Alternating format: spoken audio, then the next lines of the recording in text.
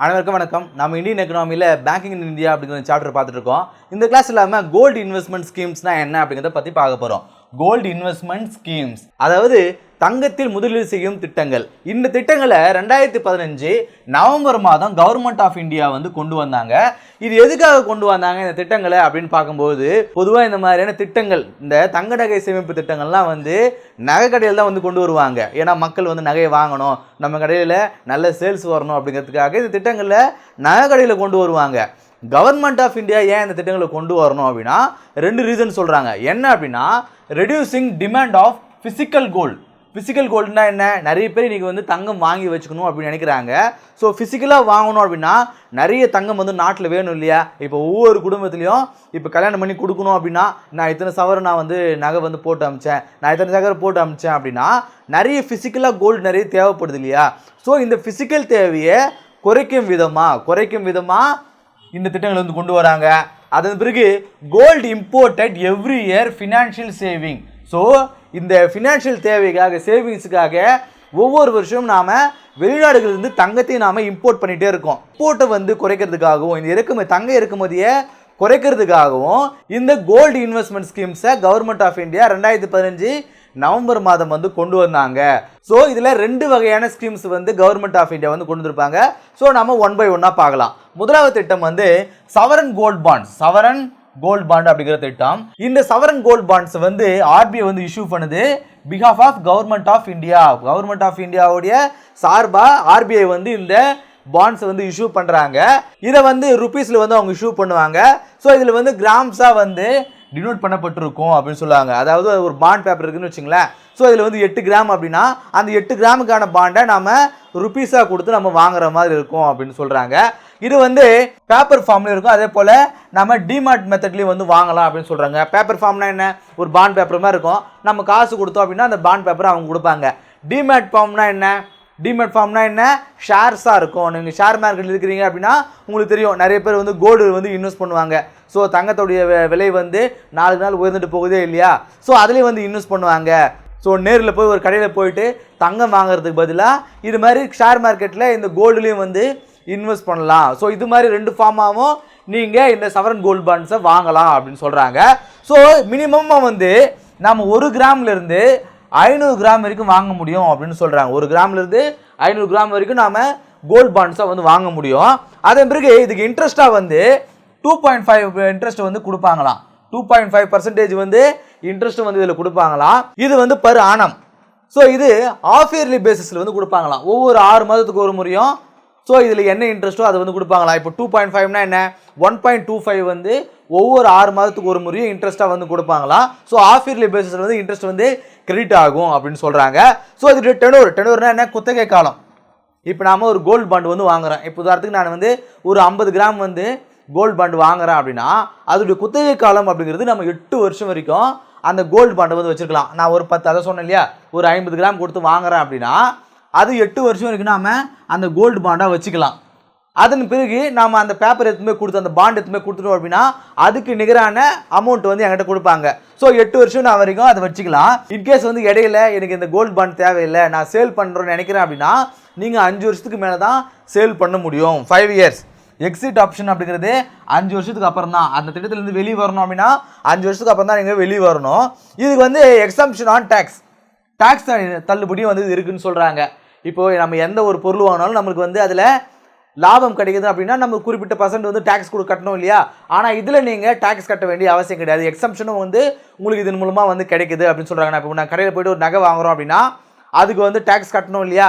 அது வந்து ரிடம்ஷன், அந்த பாண்ட்ஸை வந்து நம்ம விற்கிறோம் அப்படின்னா ருப்பீஸாக தான் நம்மளுக்கு கிடைக்கும். இல்லை நான் பாண்ட்ஸ் கொடுக்குறேன், அதுக்கு சமமான ஃபிசிக்கல் கோல்டாக எனக்கு கொடுங்க அப்படின்லாம் வந்து கேட்க முடியாது.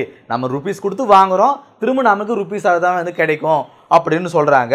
ஸோ இந்த எக்ஸம்ஷன்லாம் எதுக்காக கொடுக்குறாங்க? இந்த டேக்ஸ் எக்ஸம்ஷன்லாம் எதுக்காக கொடுக்குறாங்க அப்படின்னா அப்போ தான் நாம் ஃபிசிக்கல் கோல்டு இல்லாமல் இந்த பாண்டு வாங்கும்போது நாம் எதுக்கு அதில் நமக்கு டேக்ஸ் எல்லாம் போயிட்டுருக்கோம், நாம் இதிலே டேக்ஸ் எல்லாம் வாங்குவேன் அப்படிங்கிற மக்களை என்கரேஜ் பண்ணுறதுக்காக இந்த டேக்ஸ் எக்ஸம்ஷன்லாம் வந்து கொடுக்குறாங்க அப்படிங்கிறத பார்க்குறோம்.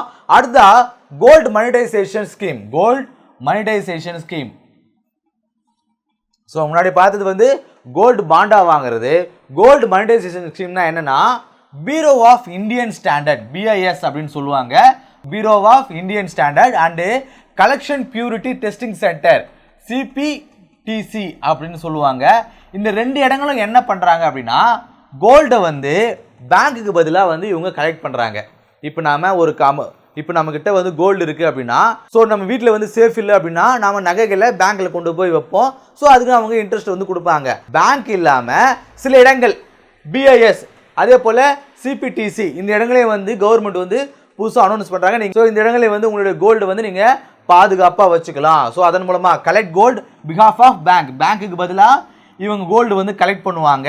ஸோ இவங்க எந்த அளவுக்கு ஸ்டார்டிங்லேருந்து கலெக்ட் பண்ணுவாங்க அப்படின்னு பார்க்கும்போது முன்னாடி பார்த்த மாதிரி இந்த கோல்டு பாண்டு மாதிரி 1 கிராம்லேருந்து தான் ஸ்டார்ட் ஆகாது. இந்த இடங்களை நீங்கள் போயிட்டு உங்களுடைய தங்க நகைகளை வந்து நீங்கள் சேவ் பண்ணி வைக்கணும், பாதுகாப்பாக வைக்கணும் அப்படின்னா குறைஞ்சது 30 கிராம்லேருந்து ஸ்டார்ட் ஆகுங்க. மினிமம் வந்து 30 கிராம்லேருந்து மேக்ஸிமம் நீங்கள் எவ்வளோ வேணால் இந்த இடத்துங்களை நீங்கள் சேவ் பண்ணி வச்சுக்கலாம், பாதுகாப்பாக வச்சுக்கலாம் அப்படின்னு சொல்கிறாங்க. ஸோ இது வந்து 3 விதமாக வந்து இந்த இடத்துல நீங்கள் உங்களுடைய தங்க நகைகளை வந்து பாதுகாப்பாக வச்சுக்கலாமா. ஒன்று ஷார்ட் டேர்ம் 1 வருஷத்துலேருந்து 3 வருஷம் வரைக்கும் அங்கே நீங்கள் வச்சுக்கலாம். அதன் பிறகு வந்து மிட் டேர்ம் 5 இயர்ஸ்லேருந்து 7 இயர்ஸ் வரைக்கும், லாங் டேர்ம் 12 இயர்ஸ்லேருந்து 15 இயர்ஸ் வரைக்கும் இந்த மாதிரி டேர்ம் பேசிஸில் நீங்கள் அந்த இடத்துல பாதுகாப்பாக வச்சுக்கலாம். இப்படி நீங்கள் அங்கே வைக்கும்போது உங்களுக்கு இன்ட்ரெஸ்ட்டும் வந்து கொடுப்பாங்க. எந்த அளவுக்கு 0.50லேருந்து 2.5 வரைக்கும் உங்களுக்கு இன்ட்ரெஸ்ட் அமௌண்ட்டும் வந்து கொடுப்பாங்க. இது வந்து short term, mid term, long term அந்த பேசிஸில் நமக்கு இன்ட்ரெஸ்ட்டை வந்து கொடுப்பாங்க. இப்போ பேங்க்கில் வைக்கிறதுக்கு பதிலாக நீங்கள் இந்த மாதிரி இடங்களையும் நீங்கள் உங்களுடைய நகைகளை வந்து சேஃபாக வந்து வச்சுக்கலாம். இதெல்லாம் வந்து இண்டிவிஜுவல்ஸுக்காக மக்களுக்காக கொண்டு வரப்பட்ட திட்டங்கள்.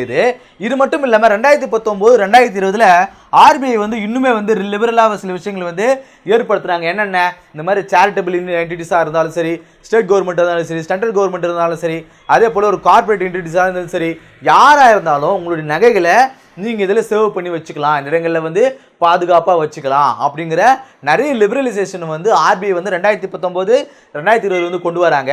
சரி, எதுக்காக இந்த திட்டங்கள்லாம் வந்து கவர்மெண்ட் ஆஃப் இந்தியா வந்து கொண்டு வரணும்? ஏன் வந்து எல்லாரையும் வந்து நீங்கள் கொண்டு வாங்க, நாங்கள் உங்களுக்கு நிறைய இன்ட்ரெஸ்ட் தரோம் அப்படின்னு எதுக்காக சொல்கிறாங்க அப்படின்னா பாருங்கள், mobilise idle gold lying in with households and temples அப்படின்னு சொல்கிறாங்க. ஐடியல்னா என்ன? செயல்படாத இருக்கிறது அப்படின்னு அர்த்தம். அதாவது நிறைய நகைகள் வந்து கோவிலில் சும்மா இருக்குது, அதே போல் நம்ம வீடுகளில் சும்மாவே இருக்குது. அந்த நகைகளை வந்து நீங்கள் வெளியே கொண்டு வரும்போது சர்க்குலேஷனில் விடும்போது தான் நாட்டுடைய எக்கனாமி வந்து இனிமேல் வந்து இன்க்ரீஸ் ஆகும். நீங்கள் சும்மா வந்து நகை வாங்கி வீட்டிலே வச்சுட்டு இருக்கும்போது நாட்டுடைய முன்னேற்றத்துக்கு அது ஏதாவது யூஸ் ஆகுமா? கிடையாது இல்லையா? அதே போல் கோவில் இருக்கக்கூடிய நகைகளையும் வந்து அது கோவில் கருவூலத்திலே இருக்கும்போது ஏதாவது யூஸா இல்லையா? ஸோ அதனால் ஸ்டேட் கவர்மெண்ட் இருந்தாலும் சென்ட்ரல் கவர்மெண்ட்டாக இருந்தாலும் அந்த கோவில் இருக்கக்கூடிய நகைகளை பேங்க்கில் கொண்டு வந்து வைக்கும்பொழுது ஸோ கவர்மெண்ட் ஆஃப் இந்தியாவுக்கும் ஒரு இன்ட்ரெஸ்ட் வந்து கிடைக்கும். அதன் மூலமாக அவங்க நிறைய நலத்திட்டங்களை கொண்டு வருவாங்க. ஸோ பேங்க் என்ன பண்ணும்? அந்த கோல்டு யூஸ் பண்ணி அவங்க சர்க்குலேஷனில் விடுவாங்க. அதன் மூலமாக அவங்களுக்கு நிறைய இன்ட்ரெஸ்ட்டும் வந்து கிடைக்கும். ஸோ இதன் மூலமாக நாட்டுடைய எக்கனாமியும் வந்து இன்க்ரீஸ் ஆகும். அப்படிங்கிறதுக்காக கவர்மெண்ட் ஆஃப் இந்தியா இந்த கோல்டு இன்வெஸ்ட்மெண்ட் ஸ்கீம்ஸ் அப்படிங்கிற இந்த 2 ஸ்கீம் வந்து கொண்டு வராங்க. ஒன்றுன்னு sovereign gold bonds and gold monetization scheme அப்படிங்கிற இந்த 2 ஸ்கீம் கொண்டு வராங்க. எப்போ? 2015 நவம்பர் மாதம். எதுக்காக கொண்டு வராங்க? பிசிக்கல் கோல்டுடைய டிமாண்டை குறைக்கிறதுக்காகவும் கோல்டு இம்போர்ட்டை வந்து குறைக்கிறதுக்காகவும் இந்த 2 ஸ்கீம் வந்து கொண்டு வராங்க. அதே போல் கோவில்களையும் அதே போல் ஹவுஸ் ஹோல்ட்ஸில் இருக்கக்கூடிய அந்த ஐடியலான செயல்படாமல் இருக்கக்கூடிய அந்த தங்க நகைகளை வெளியில் வந்து சர்க்குலேஷன் விடுறதுக்காகவும் இந்த ஸ்கீம்ஸ் வந்து கொண்டு வந்திருக்காங்க. அப்படிங்கிறத நாம் இங்கே பார்த்தோம். அடுத்த கிளாஸை சந்திப்போம். நன்றி.